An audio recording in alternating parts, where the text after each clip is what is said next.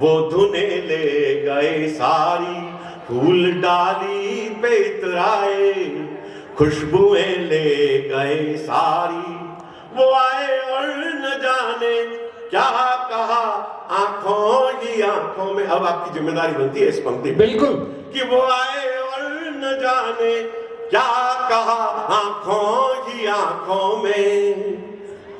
दिल मेरे पास छोड़ा है, धड़कने ले गए सारी। बहुत बढ़िया, बहुत बढ़िया, पूरा सदन ताली बजाए।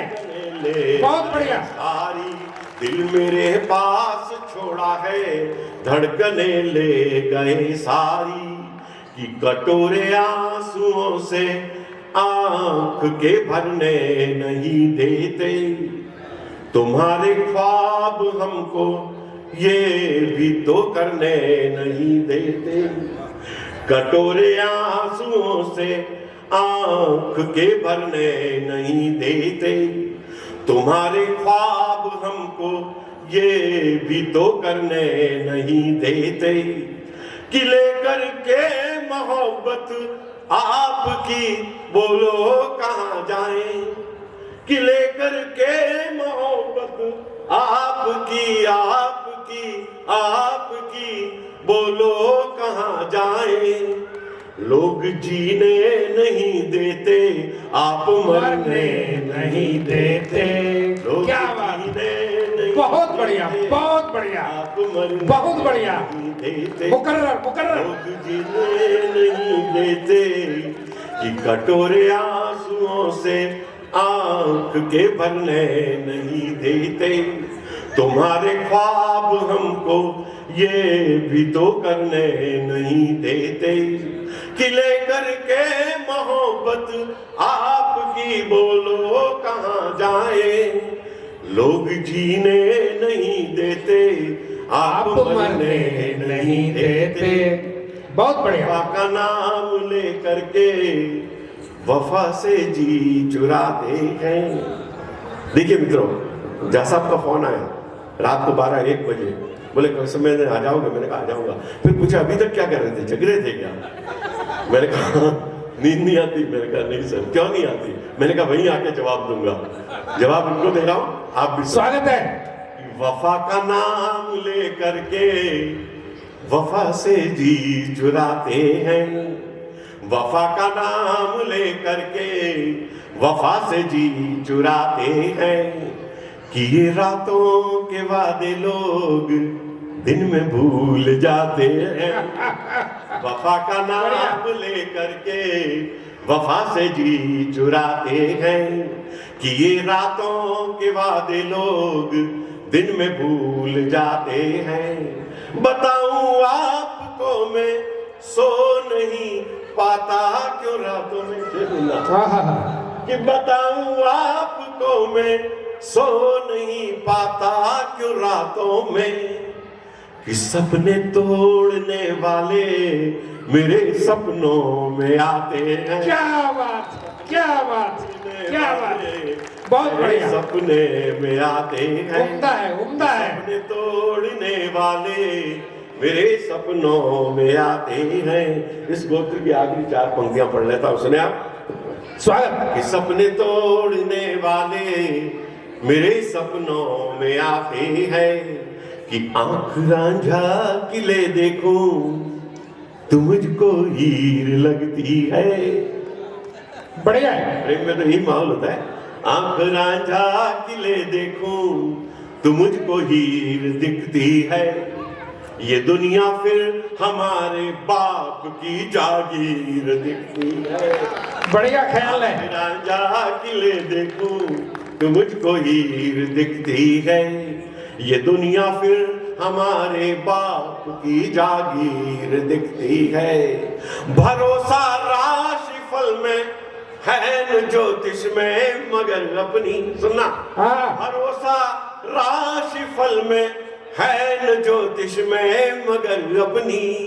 हथेली को जो देखूं तो तेरी तस्वीर दिखती है। क्या बात है, क्या बात है, बहुत बढ़िया, बहुत बढ़िया। तेरी तस्वीर सिंदल साहब बहुत बढ़िया। हथेली को जो देखूं तो, बहुत अच्छा सुन रहे हैं मित्रों आप। मुझे मालूम है कविता मन से सुनी जा रही है, और मन से सुनी जा रही है, आप तालियां बजाना भी भूल गए हैं।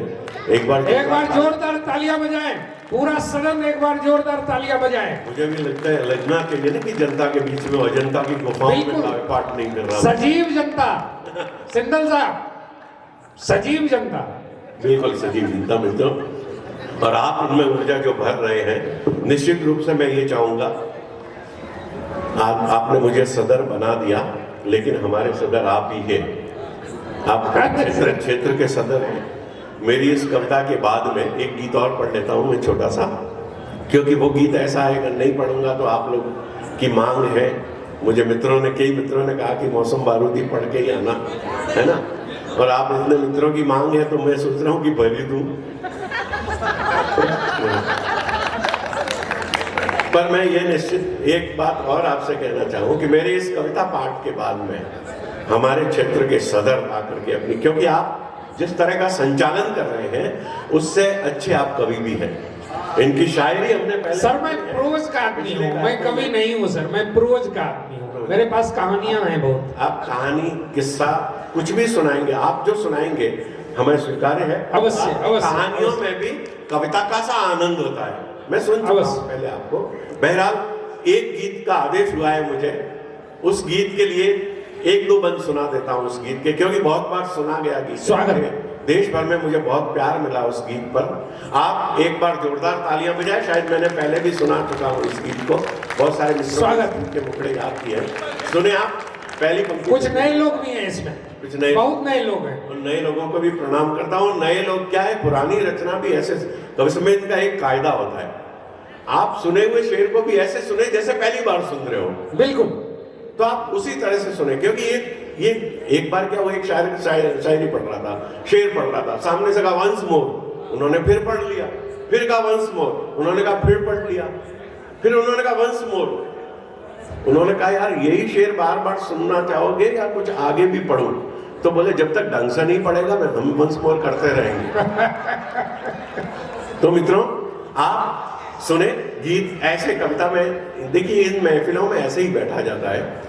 आप अदब की महफिल होती है कविता, ये तो ठीक है, कुछ मनोरंजन के लिए करना पड़ता है, बाकी शायरी की जो महफिल है ये अदब की महफिल है।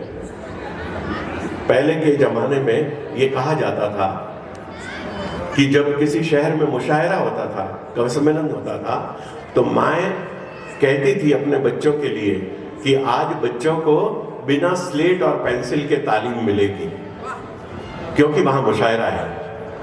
तो मुशायरे और कवि सम्मेलन के ये मयार हुआ करते थे मित्रों। एक बार जोरदार तालियां बजाए, बात को मैं गंभीर नहीं करना चाहता, और एक गीत हाँ ले लो, यही तो काम आएगा घर पे जाके बच्चों के डराने में।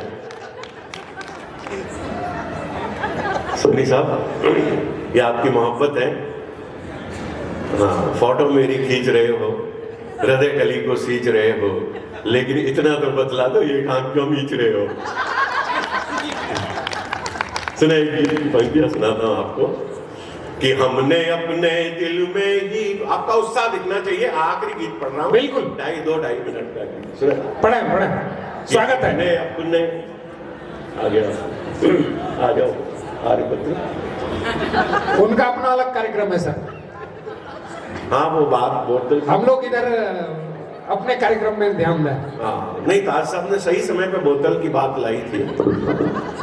सुने कि हमने अपने दिल में ही खुद आग लगाई थी, पहली पंक्ति पकड़ना, बिल्कुल, कि हमने अपने दिल में ही खुद आग लगाई थी, और मौसम बारूदी था और तुम दिया सलाई थी, कि हमने अपने दिल में ही खुद आग लगाई थी, और मौसम बारूदी था और तुम दिया सलाई थी। ये गीत इतना लोकप्रिय हुआ, एक कवि सम्मेलन में मैं जब पढ़ रहा था तो ये मौसम बारूदी था और दिया सलाई थी पब्लिक ही बोल रही थी। अच्छा, इससे क्या हुआ कि मैं पहले तो बहुत खुश हुआ कि मेरा ये गीत यहाँ तक भी पहुंच चुका है, लेकिन बाद में आयोजक ने मेरे आधे पैसे काट दिए। मैंने कहा क्या हुआ? तो बोले आधा तो गीत पब्लिक ने पढ़ा है। तो आप गा सकते हैं इसको साथ में कि हमने अपने दिल में ही खुद आग लगाई थी, अरे मौसम बारूदी था और तुम दिया सलाई थी। सुनना कि हमें नहीं परवाह मंच की, इस मंच के लिए नहीं कह रहा। अच्छा, इस पंक्ति पे ये तालियां नहीं बजाएंगे, इसमें आपकी जिम्मेदारी ज्यादा है कि हमें नहीं, गणेश साहब सुनना, कि हमें नहीं परवाह मंच की कौन जमे उखड़े, कि हमें नहीं परवाह मंच की कौन जमे उखड़े। अरे हमने दिल के पड़े अंतरे लोगों ने मुखड़े। क्या बात, बढ़िया, हमें नहीं बढ़िया। परवाह मंच की कौन जमे उखड़े, हमने दिल के पड़े अंतरे लोगों ने मुखड़े। कि सतरंगी पांखें फैला जब मोर बने नाचे, अरे तब आंखों से बहे अश्रुबन बस तेरे दुखड़े। कि दास कबीरा ने जो गाई, दास कबीरा ने जो गाई वही सुनाई थी। अरे मौसम बारूदी था और तुम दिया सलाई थी। अरे मौसम बारूदी था और तुम दिया सलाई थी। कि हमें नहीं परवाह मंच, हो गया नहीं तो बिल्कुल बिल्कुल बिल्कुल। कि हमें नहीं परवाह मंच की कौन जमे उखड़े, हमने दिल के पड़े अंतरे लोगों ने उखड़े। कि सतरंगी पांखें फैला जब मोर बने नाचे, तब आंखों से बहे अश्रुबन बस तेरे दुखड़े। कि दास कबीरा ने जो गाई, दास कबीरा ने जो गाई वही सुनाई थी। मौसम बारूदी था और तुम दिया सलाई थी। सुना कि रटवाया तुमने वो गाया, हम वो सुए हुए। यमक अलंकार हिंदी के जो विद्यार्थी है देखना, कि रटवाया तुमने वो गाया, हम वो सुए हुए। हमने गीत अजाने होठों से भी नहीं छुए। कि तुमसे अलग नहीं सोचा, कुछ तुमसे अलग लिखा। फिर एक साहित्य की पंक्ति आ रही है कि तुमसे अलग नहीं सोचा, कुछ तुमसे अलग लिखा। अरे कह दे आलोचक हमको हम मौलिक नहीं हुए। कि तुमसे अलग नहीं सोचा, कुछ तुमसे अलग लिखा। अरे कह दे आलोचक हमको हम मौलिक नहीं हुए। कि तेरी आंखों ने जो गाई, तेरी आंखों ने जो गाई वही सुनाई थी। बारूदी था और तुम दिया सलाई थी। हर मौसम बारूदी था और तुम दिया सलाई थी। कि तुम जो आखिरी चार पंक्तियां पढ़ता हूं, सुने आप, आखिरी पंक्तियों में आपका उत्साह देखना चाहता हूं और मुझे विदा की तालियां दे आप। कि मौसम बारूदी था और तुम दिया सलाई थी। कि तुम जो आए फूल चमन में खिलकर महक गए। कि तुम जो, नाजुक सी पंक्तियां हैं संभालना। कि तुम जो आए फूल चमन में खिलकर महक गए। तुमने लब खोले पेड़ों पर पंछी चहक गए। कि तुम जो आए फूल चमन में खिलकर महक गए। तुमने लब खोले पेड़ों पर पंछी चहक गए। कि सावन ने मदिरा बरसाई फिर भी होश रहा। कि सावन ने मदिरा, सुनना, कि सावन ने मदिरा बरसाई फिर भी होश रहा। अरे तुमसे नजरें हुई चार हम पीकर बहक गए। कि सावन ने मदिरा बरसाई फिर भी होश रहा। तुमसे नजरें हुई चार हम पीकर बहक गए। कि जीवन भर उतरी ना चढ़कर, जीवन भर उतरी ना चढ़कर वही पिलाई थी। अरे मौसम बारूदी था और तुम दिया सलाई थी। मौसम बारूदी था और तुम दिया सलाई थी।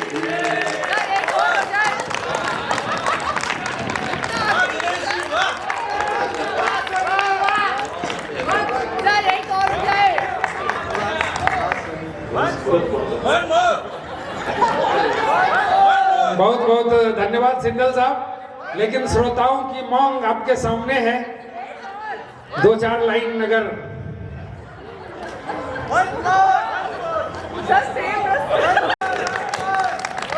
वास्तव में सुनना चाह रहे हो तो एक बार समेत स्वर में तालियां बजाएं। जोरदार तालियों से स्वागत करें।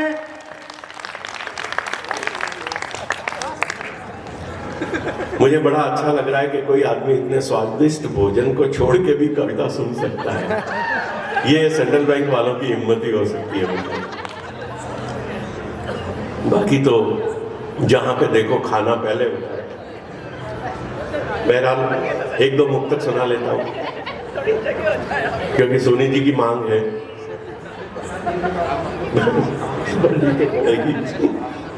सुने, चार पंक्तियां पढ़ता हूं, यहीं से बात आरंभ करता हूं। स्वागत है सर। हाँ, कोई मैं तो क्या हो गया, खाना तैयार हो गया? आप पढ़े सर। सुने, चार पंक्तियों से बात आरंभ करता हूं, एक दो मुक्तक और सुना देता। स्वागत है। कि फूल बगिया में कोई, ये सम्मान में ताज साहब के सम्मान में पढ़ रहा हूँ, जो बाहर से हमारे अतिथि यहाँ पर पधारे हैं, इनके सम्मान में पढ़ता हूँ। जनी साहब कि फूल बगिया में कोई खुशबुएं लाया ही नहीं। बहुत बढ़िया। कि फूल बगिया में कोई खुशबुएं लाया ही नहीं। आज भंवरों ने भी ठुला के सुनाया ही नहीं। कि उसको मालूम था तू आ रहा है घर मेरे। साहब सुनना, कि उसको मालूम था तू आ रहा है घर मेरे। चांद ये सोच के छत पर मेरी आया। क्या बात है, क्या बात है, बेहतरीन बेहतरीन, बहुत बढ़िया, बहुत बढ़िया, क्या बात है। मेरी आया ही नहीं। कि मोहब्बत ही तो पैगाम लिखा था मैंने। पहले हम पढ़ा सुना करते थे कि कागज के फूल से खुशबू नहीं आ सकती। मैं ला करके बताता हूँ, और किस टेक्निक से लाई है इस पे आपका ध्यान चाहूंगा। स्वागत। कि एक मोहब्बत ही तो पैगाम लिखा था मैंने। सच कहूं तुमको नहीं काम लिखा था मैंने। क्या बात है। एक मोहब्बत ही तो पैगाम लिखा था मैंने। सच कहूं तुमको नहीं काम लिखा था मैंने। कि फूल कागज के यूं महके कि आ गए भंवरे।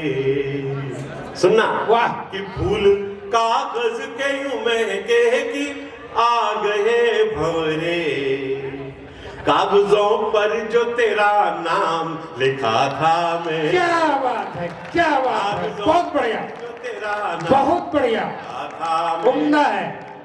कागजों पर जो तेरा नाम लिखा था मैंने। कि फूल हूँ संग में खुशबू का सफर लाया हूँ। सुनना, कि फूल हूँ संग में खुशबू का सफर लाया हूँ। मैं हवाओं पे तेरा नाम लिखने आया हूँ। क्या बात, क्या मैं बात। हवाओं पे तेरा नाम लिखने आया हूँ। कि लोग जालिम है मेरी राह में बोए कांटे। ओहो, लोग जालिम है मेरी राह में बोए कांटे। संग कांटों के मैं रहकर भी मुस्कुराया। क्या बात, क्या मैं बात। तेरा नाम हवाओं पे लिखने आया हूँ। सुना, कि कह के अपना उसे दुनिया को सुनाई तेरी। देखिए, कविता में तुम जो होता है वो जरूरी नहीं है कि किसी व्यक्ति विशेष को संबोधन हो। उसकी रेंज काफी अलग ऊपर तक भी जाती है, और सुनने वाला श्रोता अपने अपने अनुभव से उसके अर्थ निकालता है। सुने आप, कि कह के अपना उसे दुनिया को सुनाई तेरी। कह के अपना उसे दुनिया को सुनाई तेरी। पास मेरे है गजल गीत रुबाई तेरी। क्या बात। पास मेरे है गजल गीत रुबाई तेरी कि तुझसे मिल करके मेरा खो गया चेहरा ऐसे। ये शेर विशेष तौर से सुनना सोनी साहब, महेश जी, कि तुझसे मिल। हाँ, ये सोनी साहब की गैंग वहां पे है। एक बार तालियां बजा करके मुझे बता दो कहां बैठे। वाह वाह, आईने ने। क्या बात है, मुकर्रर मुकर्रर। कि तुझसे मिल करके मेरा खो गया चेहरा ऐसे। आईने ने भी मुझे शक्ल दिखाई तेरी कि तेरे आने की खबर सुन के सजाने वाला, तेरे आने की खबर सुन के सजाने वाला, मुझसे काजल भी है अब रूठ के जाने वाला। क्या ख्याल है। तेरे इंतजार में आंसुओं के साथ कि तेरे आने की खबर सुन के सजाने वाला, मुझसे काजल भी है अब रूठ के जाने वाला। और खास तौर से ये शेर मित्रों सुने आपके लिए। स्वागत। मुझसे काजल भी है अब रूठ के जाने वाला कि होश आया तो मेरे संग तमाशा ये हुआ, होश आया तो मेरे संग तमाशा ये हुआ, होश खो बैठा मुझे होश दिलाने वाला। क्या बात है, क्या बात है, बहुत बढ़िया बहुत बढ़िया बहुत बढ़िया, होश खो शानदार, मुझे होश दिलाने वाला। और आखिरी चार पंक्तियां सुनते। स्वागत। होश खो बैठा मुझे होश दिलाने वाला कि जानता हूँ मैं खुदा और खुदाई तेरी, जानता हूँ मैं खुदा और खुदाई तेरी, खुदाई तेरी।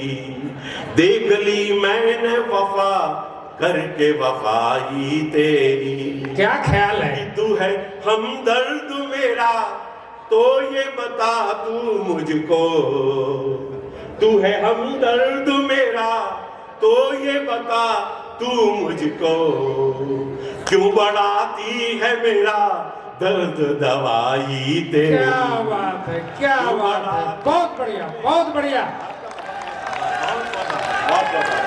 बहुत बहुत आभार। बहुत बहुत साहब, आपके गीतों ने जो क्षमा मांगा, अद्भुत। आप चारों ने जो आज जोधपुर की धरती पर जो आप चारों ने पढ़ा है और जो हमारे श्रोताओं ने जो दाद दी है। सर मैं कवि नहीं हूं, मैं प्रोज का आदमी हूं। ये अभी तक ये इस प्रोग्राम का प्रथम चरण था और इस मंच की गरिमा, इस कार्यक्रम की ऊंचाई इतनी ज्यादा हो गई है जो मैं इस मंच की ऊंचाई को अपनी रचनाओं से कम नहीं कर सकता।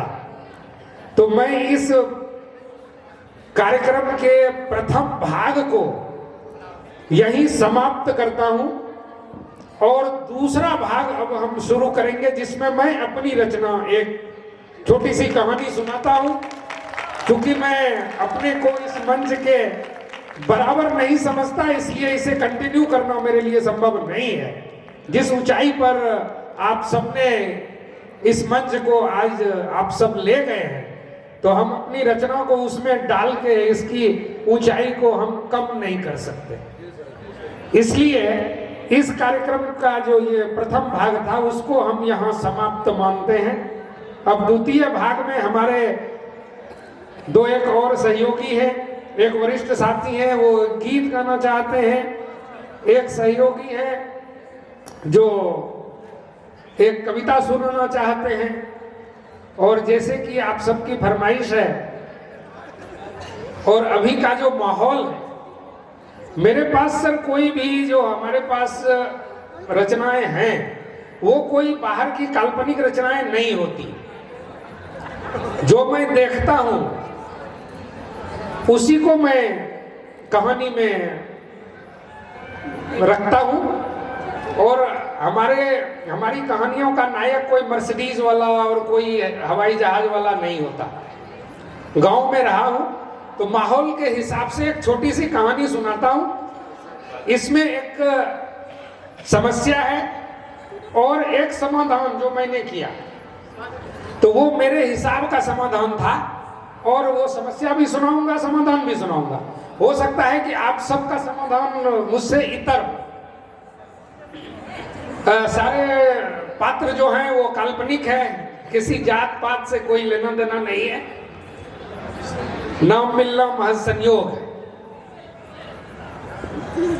मैं एक ग्रामीण शाखा में पोस्टेड था। हमारे शाखा प्रबंधक बहुत ही काबिल एक सिंह राय जी मुर्मू थे। और गांव में किसी भी प्रकार के विवाद में एक डॉक्टर साहब थे, उनको बुलाया जाता। मुखिया जी थे, मुखिया जी के भाई थे जो बहुत एक्टिव थे। बैंक मैनेजर साहब थे और कुछ एक वहां के गणमान्य प्रबुद्ध व्यक्ति थे उस समय के जो थे, उनको बुलाया जाता और पंचायत होती। एक दिन अचानक से हमारा एक कर्मी था जिसका नाम सुधीर था, वो हड़बड़ा के आया, सर आज बहुत गोली चलेगी, माहौल बहुत खराब है चौराहे पर। और धाए धाए फायरिंग स्टार्ट हो गई। इतने में एक आदमी आया, कहा कि मैनेजर साहब चलिए, एक पंचायत अभी होनी है। और हमारे ब्रांच मैनेजर साहब जो थे वो इन सब मामले से बचते थे, नहीं जाना चाहते थे। और मैं सहायक प्रबंधक था, तो हर पंचायत में वो मुझे आदेश दे देते कि तुम जाओ। अब वहां गोली चल रही है, आवाज आ रही है। अब उसमें हमको कहा कि तुम जाओ। हमने कहा कि मैं तो बहुत बार गया हूं, आज आप ही देखना। तो बोले उधर गोली चल रही है। तो मैंने कहा मेरा देह क्या पत्थर का है, हमको नहीं लगेगी। अरे कुछ नहीं होगा। जब गए, विवाद ये था कि एक लड़का था जिसका विवाह तीसरे दिन होना था। मतलब कल के बाद परसों, परसों के बाद, हमारे तरफ उसको बोलते तरसों। तीसरे दिन विवाह होना था। और वो दिल्ली में एक प्राइवेट किसी कंपनी में काम करता था। उस कंपनी के ऊपर उसके मालिक के घर पे छापा पड़ गया किसी विभाग का, और सारे पेपर्स यही लड़का रखता था और देखता था। तो उसने कहा कि तुम इमीडिएट आ जाओ। और 3:15 बजे महानंदा एक्सप्रेस ट्रेन खुलती थी कटिहार से, जो वहां से लगभग 45 मिनट की दूरी पे था। 45-50 मिनट मोटरसाइकिल से लगता था। उसने कहा कि हम आज 3:15 बजे महानंदा ट्रेन पकड़ेंगे और दिल्ली जाएंगे। लड़की वालों को लगा कि इस लड़के को लड़की पसंद नहीं है, इसलिए ये यहां से फरार होना चाहता है। तो लड़की का जो चाचा था वो मुखिया का चुनाव हार गया था, तो उसका रोष कुछ और था। तो वो कहे कि आपका बेटा कौन सा सरकारी नौकरी में है, कौन सा दिल्ली में प्रधानमंत्री है, कौन सा मंत्री है, 2 दिन बाद चला जाएगा तो क्या होगा। और इधर लड़की पक्ष लड़का पक्ष दोनों मानने के लिए तैयार नहीं। विवाह हो के रहेगा, वो कहे, लड़की वाला कहे हमारे यहाँ गेस्ट आ गए, रसगुल्ला बन रहा है, टेंट समियाना लग गया, बग्गी लगा दिए, बैंड बाजा लाइट सब हम कर लिए हैं, कैसे ब्याह रोक दीजिएगा। और लड़का वाला कहे कि देखिए भाई लड़का को जरूरी है, अभी इसको जाने दीजिए। इंतजार हो रहा था कि कुछ एक लोग और आ जाएं तो पंचायत हो। डॉक्टर साहब सामने अस्पताल था, उसके बगल में डॉक्टर साहब का क्लिनिक था। डॉक्टर साहब बार बार पैंट पहन के आवे इधर, तब तक में 2 फायरिंग हो जाए, डॉक्टर साहब बाथरूम वापस हो जाए। तो मुखिया जी के भाई थे, उनको हमने कहा कि एक काम कीजिए, लड़की कहाँ है? तो बोले घर पे है। तो हमने कहा कि उसको आप बैंक के पीछे एक दिनेश का चाय दुकान था, मेरे सहयोगी जानते हैं, इतनी बार मैं नाम ले चुका कि उसको दिनेश चाय दुकान पर बुला लीजिए। सिंदल साहब नहीं थे। मैंने पहले ही कहा कि नाम का मिलना महज संयोग है। और इधर दोनों पार्टियों में फायरिंग चल रहा है। ऊपर कुछ दूरी पर थाना है, लेकिन थाना को कोई सरोकार नहीं। माहौल बहुत गर्म हो गया। मुखिया जी बोले इसका पंचायत कीजिए, क्या समाधान हो। हम लड़का को एक तरफ ले गए, पूछे क्या बात है जी। सब कह रहा है कि इसको लड़की पसंद नहीं है, इसलिए ये फरार होना चाहता है। लड़के ने कहा कि देखिए, अगर हमको फरार होना होता तो हम बिना बताए फरार हो जाते, कौन पकड़ता हमको। वो सब बात नहीं है, लड़की हमको पसंद है। उस मालिक के यहाँ से ही हमने इतना पैसा कमाया है कि हमने बहुत बढ़िया घर बनाया है। जो मेरा घर है वो देख रहे हैं, और हर चीज में उस आदमी ने मेरी मदद की है। आज वो आदमी अगर तकलीफ में है तो मुझे जाना चाहिए। हम इसी लड़की से अगले महीने, उसके बाद जब कभी भी विवाह का दिन होगा, हम ब्याह कर लेंगे। लेकिन लड़की का चाचा तो कुछ सुनने के लिए तैयार नहीं था। मुखिया जी बोले आप लोग क्या करने आए हैं, लड़का को गोली मारिएगा कि ब्याह कीजिएगा, से बताइए। ऐसे तो होगा नहीं। और तब तक में करीब 50-60 राउंड दोनों तरफ से ऐसे फायरिंग चल रही। डॉक्टर साहब आए। डॉक्टर साहब बोले कि मैनेजर साहब जो फैसला करेंगे वही फैसला होगा। कोई बोले डीएसपी साहब जो फैसला करेंगे वही होगा। कोई बोले कलेक्टर साहब जो करेंगे वही फैसला होगा। आप सबको बड़ा आश्चर्य लग रहा होगा। वहां जितने भी पंचायत में बैठे लोग थे सब नकली थे। मतलब किसी का नाम कलेक्टर था, वो अंगूठा लगाते थे। एक वकील साहब थे जिन्होंने कभी लॉ कॉलेज नहीं देखा। एक सच में 2 ही व्यक्ति थे। एक वैद्य जी थे जो वाकई वैद्य थे, और एक डॉक्टर साहब थे जो वाकई डॉक्टर थे। बैंक मैनेजर साहब तो हम भी नहीं थे, हम भी तो नकली ही थे। हम सहायक प्रबंधक थे। लेकिन गांव में हमारा जो सफाई कर्मी स्टाफ था उसको भी पूरा इलाका मैनेजर साहब ही कहता था। मतलब हमारे कार्यालय का जो भी व्यक्ति सब मैनेजर साहब। तो उस नाते हम भी बैंक मैनेजर साहब नकली ही थे उस वक्त के, सारे नकली। फिर डीएसपी साहब ने भी, जिनका नाम डीएसपी था, कहा कि बैंक मैनेजर साहब जो फैसला कर देंगे वो मंजूर होगा। और सबने हाँ विचार तो रखिए, और सबने हमको खड़ा कर दिया। जैसे खड़ा हुए कि दोनों तरफ से 2-3 फायरिंग हो गई। आप समझ सकते कि बुद्धि तो तुरंत वो फायरिंग में हवा हो गई। तो हमने कहा कि देखिए, हम अपना विचार रखते हैं, इस समस्या का एक ही समाधान है। लड़का भाग नहीं रहा है, और लड़का को लड़की पसंद है, और इसको जाना अनिवार्य है। और लगभग 1:05 हो चुका था सर, 3:15 की ट्रेन थी। तो हमने कहा अभी सबसे पहले इस दोनों का विवाह यहीं पर हो जाए। तो मुखिया जी ने कहा कि यह तो अब संभव नहीं है, लड़की तो बहुत दूर है। तो हमने कहा कि हम पंचायत प्रारंभ होने के जैसे हम सुने थे तो वैसे ही हमने लड़की को बुलवा लिया था बैंक के पीछे चाय की दुकान पर। तो उनके भाई से इशारा में पूछा तो उन्होंने कहा इशारा से कि हाँ लड़की आ गई है, लेकिन उसका चचा मानने के लिए तैयार नहीं हुआ।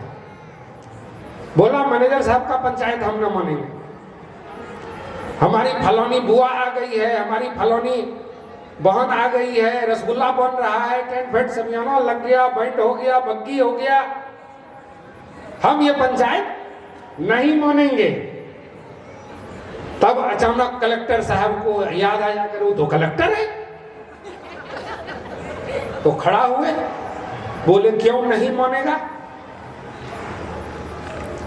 मानना पड़ेगा, जबरदस्ती बिना तर्क वाला। और जब कलेक्टर साहब खड़ा हुए तो सब वकील साहब, डीएसपी साहब, एक दरोगा जी भी थे, दरोगा जी सब उनकी बात में हाँ मानना पड़ेगा, लाठी के जोर में मानना पड़ेगा। बोले ये पूरा समाधान नहीं। मैंने कहा बिल्कुल ये पूरा समाधान नहीं है, इसका पूरा समाधान भी हम बताते हैं। समाधान यही है कि अभी दोनों का पूरे जितने लोग हैं, तब तक में बहुत भीड़ हो गई, लगभग 200-300 लोग थे, और फायरिंग के बाद, फायरिंग जो रेंज था उसके बाहर लगभग और 300-400 लोग जमा हो चुके थे। हमने कहा कि इसका पूरा समाधान ये है कि अभी विवाह करा दीजिए, सिंदूरदान करा दीजिए, लड़का महानंदा ट्रेन यहीं से पकड़ लेगा, लड़की यहीं से मायके चली जाएगी, और जितनी भी चीजें हैं उन सभी चीजों को एज इट इज रहने दीजिए। मतलब बग्गी भी जाएगी, लाइट भी जाएगा, बैंड भी जाएगा, सिर्फ जो वैदिक कर्म है विवाह वाला सिर्फ वो नहीं होगा, बाद बाकी सब कुछ होने दीजिए। कोई दिमाग पर कौन लोड ले ऐसी स्थिति में। सबने कहा कि मैनेजर साहब जो बोल रहे हैं एकदम बढ़िया पंचायत, एकदम यही होने दीजिए। और आप सबको जान के आश्चर्य होगा कि वहीं पर तुरंत में सब व्यवस्था हो गई। बाजार था बहुत छोटा सा, तुरंत लड़की को लाया गया और वहीं पर लड़की भी एकदम कहलू, सब में गोबर उबर लगा हुआ था, हवाई चप्पल में आई, जैसे गांव की सामान्य सी वो थी, उसको तो सिंपली ऐसे बिठा के ले आया। तो इस सब में गोबर लगा हुआ था, तो वो लजाते हुए बोली कि आंगन नीप रहे थे उसी समय लोग ले आया पकड़ के। कोई बात नहीं, 15 में आया था। और इसलिए मैंने कहा कि इसका समाधान हो सकता है प्रत्येक व्यक्ति के लिए अलग अलग हो सकता है इससे बेहतर समाधान आप सबके पास हो। तो अगर आप सब में किसी के पास भी इससे बेहतर समाधान अगर लगे तो मेरा नंबर तो सबके पास ही है, कभी भी फोन करके हमको बता दीजिएगा निजी रूप में। ये कहानी यही समाप्त होती है। सर की इच्छा थी कि ये कहानी सुनाए, तो माहौल के हिसाब से मुझे गंभीर कहानी यही मुझे लगा कि शादी भी हो गई, अब जीवन भी शुरू कर।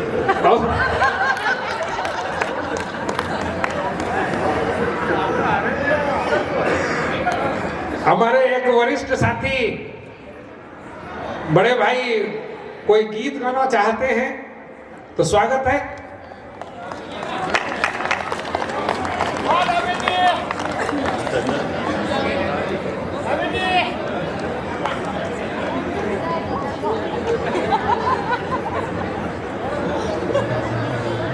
हाँ सर, स्वागत। सॉन्ग पेश कर चली आई बाहर आने से पहले फिजा चली आई,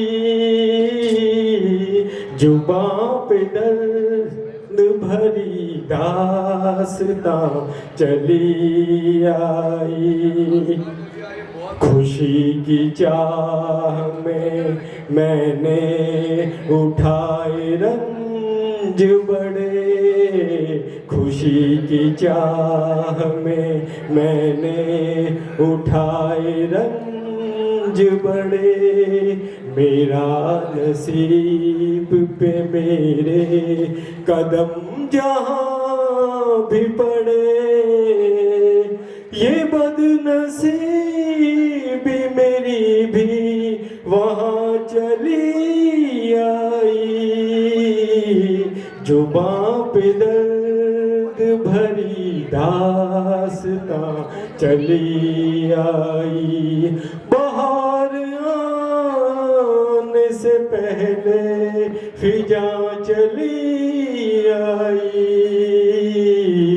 जुबां पे दर्द भरी दास्तां चली आई, उदास रात है वीरान दिल की महफिल है, उदास रात है वीरान दिल की महफिल है, ना हम सफर है कोई और ना कोई मंजिल है, ये जिंदगी मुझे लेकर कहाँ चली आई,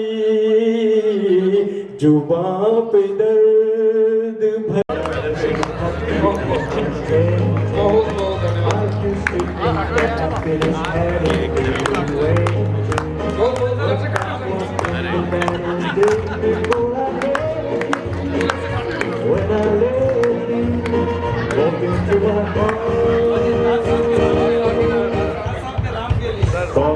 को खिलाइए।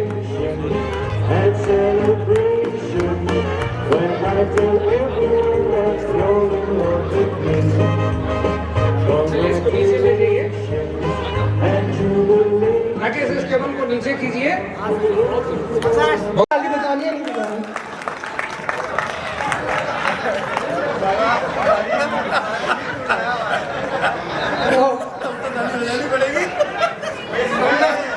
सर अब तो मैं ना 2-1 या 2 भी खाऊंगा ना तो सब ताली बजाएंगे, सबूत सामने। देखा है तुम्हें जब से, देखा है तुम्हें जब से ठहर सा गया हूँ, देखा है तुम्हें जब से ठहर सा गया हूँ, इश्क के इस मंजर में बहक सा गया हूँ, देखा देखा है तुम्हें जब से ठहर सा गया हूँ, इश्क के इस मंजर में बहक सा गया हूँ, अब संभालू किसको खुद को या मेरे दिल को, अब संभालू किसको खुद को या मेरे दिल को, इसी उपापों में आशिक से आशिक बन गया हूँ। देखो दम बजा दिए। सर अगली बार घर जाके ताली नहीं बजानी पड़ेगी।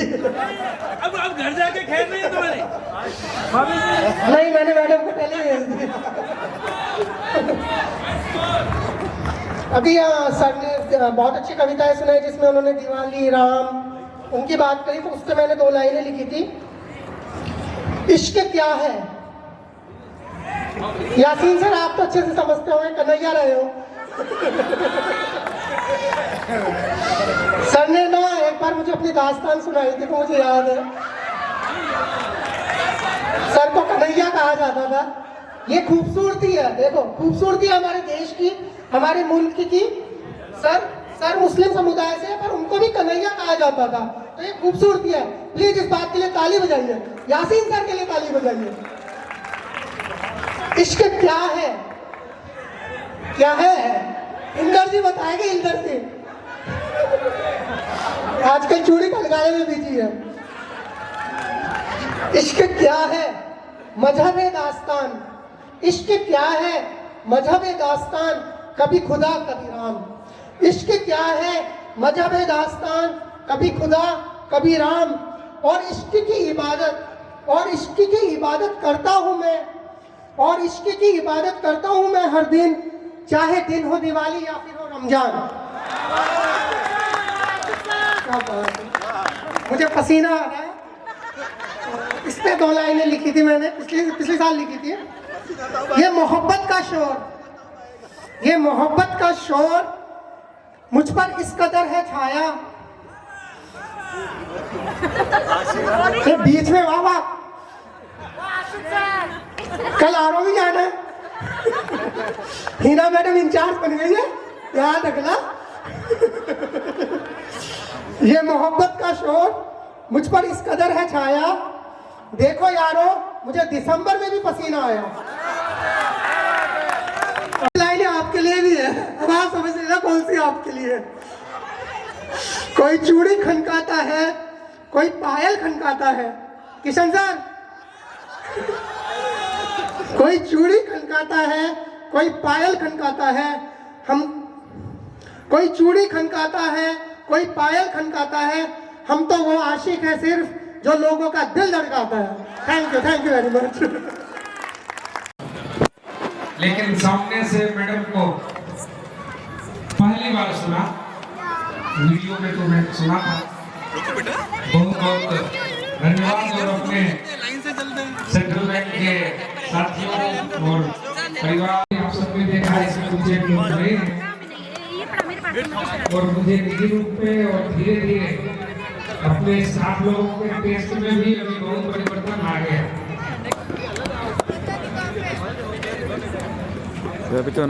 हमें बचपन में बताई गई थी कि जो चीज आसानी से मिल जाए और जो सब जगह मिलती हो वो सस्ती होती है। हमारे बचपन में पापड़ सब जगह तो अपने स्टाफ का भी टेस्ट शुद्ध ही लेवल पर ले आए हैं। तो रिफाइंड और टॉप ऑयल में तो मन नहीं है। ओके। तो हमारी ये छोटी सी कोशिश है। पिछली बार भी हमने 5 शायर और कवियों को अलग अलग जगह से बुलाया था। इस बार चूंकि प्लानिंग बहुत कम समय की थी और पुनः एक सांस्कृतिक कार्यक्रम हम लोग अभी करने की रूपरेखा बना रहे हैं। आप सब पधारे, बहुत बहुत धन्यवाद। इस बैंक के 115वें स्थापना दिवस को आप सबने बहुत करते हैं कि इन्होंने ही इस वृक्ष को बचा के रखा हुआ है। आपने इस बैंक को अपनी जवानी दी है और आपने बचा के रखा, तब आज हम लोग इसमें हैं। कल हम लोग इसमें नहीं रहेंगे तो हमारे आगे आने वाली पीढ़ियां इसे संभालेंगी। यही जीवन का चक्र है। और